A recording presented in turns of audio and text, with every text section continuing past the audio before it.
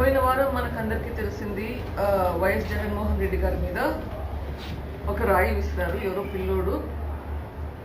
News paper reports ప్రకారం డబ్బులు ఇవ్వలేదంట, కోపంతో రాయి విసిరారంట. ఆ పిల్లోని మీద హత్యాయత్నం కేసు పెట్టారు, నాన్ బెయిలబుల్ వారెంట్ కింద జైల్లో పెట్టారు. రూల్స్ ప్రకారం కరెక్ట్ అయి ఉండొచ్చు. ఇక్కడ పులివెందుల్లో జరిగే దాని గురించి పోల్చి చూద్దాం. మొన్న మురార్చింతలు అనే ఊరిలో ఒక వృద్ధుల ఇంటికి వెళ్ళి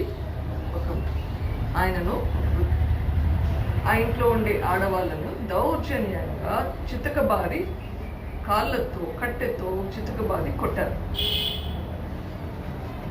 చచ్చెలా కొడుతున్నారు. అది ప్లాన్ చేసుకొని కొంతమంది దుండగులు పోయి కొట్టారు. ఈ కేసు మాత్రం బెయిలబుల్ కేసు కింద పెట్టారు.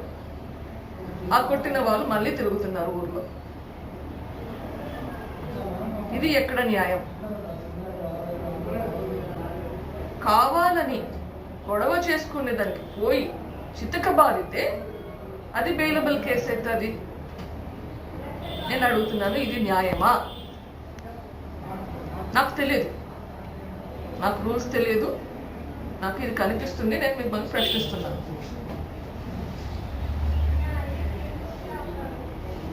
ఈ సంఘటన జరిగినాక మొన్న మీకు ప్రెస్ మీట్లో ప్రెస్ ద్వారా చెప్పాను, ఇట్లా మురార్చింతలో సంఘటన జరిగింది అని. ఇది బయట పెట్టంగానే అక్కడ అవినాష్ రెడ్డికి వైఎస్ఆర్సీపీ పార్టీకి టెన్షన్ మొదలైంది.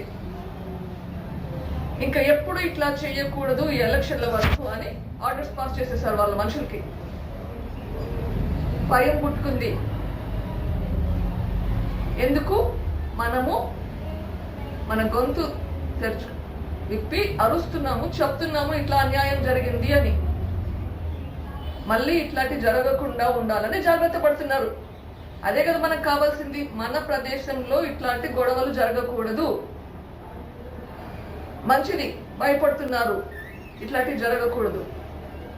I welcome that decision.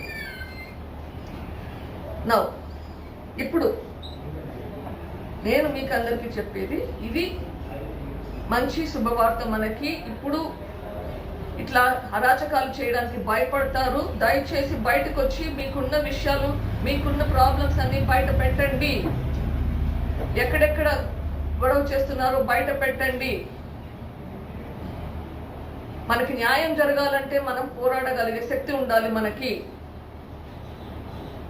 ఇప్పుడు వివేకానంద రెడ్డి గారికి అన్యాయం జరిగిందని నేను పోరాడుతున్నాను. ఎందుకంటే మళ్ళీ ఇటువంటి సంఘటనలు జరగకూడదు ఇక్కడ అని చెప్పి. మీకందరికీ వివేకానంద రెడ్డి మీద మమకారం ఉంది, అభిమానం ఉంది, అది స్పష్టంగా కనిపిస్తుంది. ధైర్యం తెచ్చుకొని బయటికి రండి. మీరు మీ వాళ్ళందరికీ చెప్పి నిందితులకు ఓటు వేయొద్దు అని చెప్పండి. న్యాయాని కోసం పోరాడుదాం.